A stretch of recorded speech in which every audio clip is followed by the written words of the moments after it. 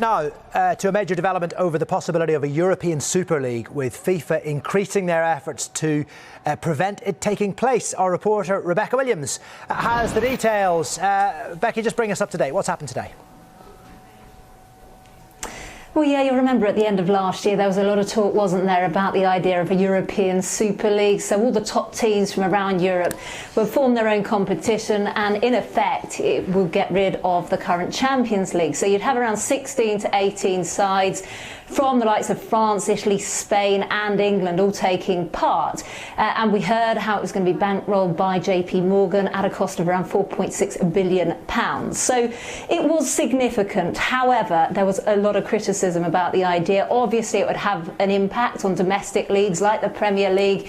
It would mean it would be less competitive. Obviously, the teams that aren't necessarily at the top would not benefit as much. And there were reports that clubs like Liverpool and Manchester United were in discussions, even talks that FIFA were involved, but they have today yet again distanced themselves from the idea and emphatically rejected the idea. Not only FIFA, but also the game's 6 continental federations have spoken out as well.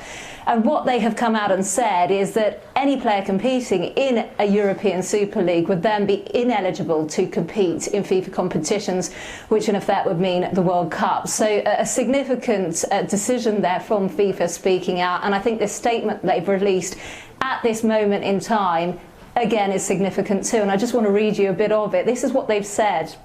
The universal principles of sporting merit, solidarity, promotion and relegation are the foundations of the football pyramid that ensures football's global success. So they're speaking out yet again today to try and put a stop to this idea of a European Super League. Yeah, and how about the timing of this, Rebecca? Is that interesting? What can you read into that? Why have they done this now?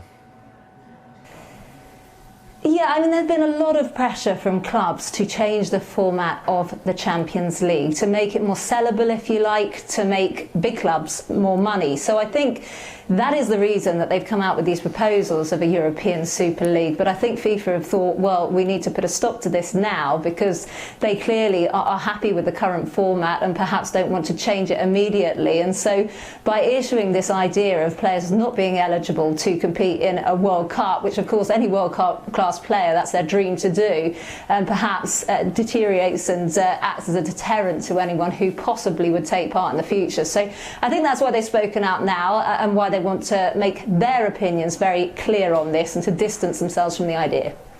OK, thank you very much anyway, Rebecca, for the moment. That's very interesting indeed.